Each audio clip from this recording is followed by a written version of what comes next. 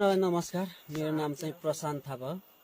यो आज यो लिम्चुबुङ गाउँपालिका बाँसबोटेमा चाहिँ करिब राति 8 बजेको समयमा चाहिँ यहाँ हाम्रो भाइहरू अरिङ्गाल काट्न जानुभएको रहेछ। त्यही भएर चाहिँ यहाँ एकदम दुःखद घटना घटेछ। यहाँ हेर्नुहोस्, प्रत्यक्ष यहाँ देख्नु भएको छ। यहाँ भाइ चाहिँ एकदम सुतिराख्नु भएको छ। यो चाहिँ के र कसरी भयो भन्ने कुरामा चाहिँ हामी यहाँ एउटा सानो भिडियो बनाइरहेका छौँ।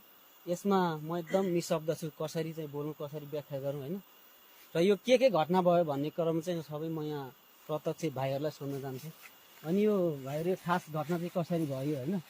यो अरिङ्गाल काट्नै पर्छ र खानै पर्छ भनेर चाहिँ कसले भनेर यो खाने चिज पनि हो, र यसलाई चाहिँ कसरी काट्दा चाहिँ राम्रो हुन्छ होइन, एउटा व्यवस्थित तरिकाले होइन।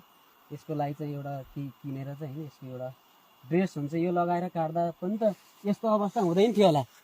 तर हाम्रो भाइहरूले चाहिँ अलिक अव्यवस्थित तरिकाले गर्दा चाहिँ यो हुन गयो, घटना घट्न गयो होइन। र यो घटना चाहिँ खास के कसरी भयो भनिदिनुहोस्।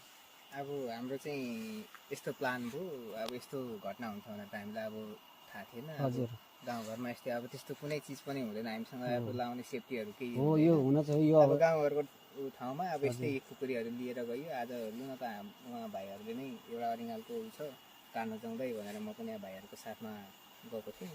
अनि त्यो एउटा चिलाउनेको रुख अल्गो रहेछ, त्यसमा चाहिँ रहेछ अरिङ्गाल। त्यसपछि हामी यो एउटा मौवाको रुख हुन्छ त्यसमा गयौँ। हजुर, त्यसपछि अनि गएर हामी 3-4 जना गयौँ। 4 जना गएपछि हामीले चाहिँ 4जना मिलेर कसरी राँको बनाउने, कसरी के गर्ने गरेर हामीले चाहिँ पुल्ठो तयार गऱ्यौँ। पुल्ठो तयार गरेपछि हामीले अरिङ्गालको गोलामा पुल्ठो हालियो। पुल्ठो हालिसकेपछि यसलाई पुल्ठो कसरी भुइँदेखि नै हाल्नुभयो कि अथवा केही रुखमा चढेर त्यो रुखभन्दा अर्को विपरीत अर्को रुखमा गएर मौवाको रुखबाट चाहिँ नजिकै थियो, सँगसँगै थियो रुख चाहिँ, अनि त्यसमा गएर पुल्ठो हालियो। हाल्दाखेरि चाहिँ हामीले हालिसक्यौँ। त्यो हालिसकेपछि चाहिँ उहाँहरू 2जना, हामी सबै 4जना त्यो रुखबाट झऱ्यौँ।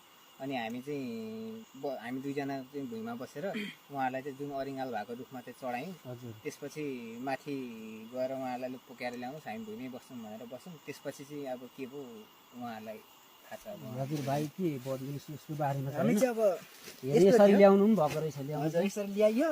हजुर, अब उहाँहरूले आगो लगाएपछि हजुर, चाहिँ उहाँ र म पोक्याउने भनेर चाहिँ पोक्याउने क्रममा म अगाडि थिएँ, उहाँ पछाडि हुनुहुन्थ्यो।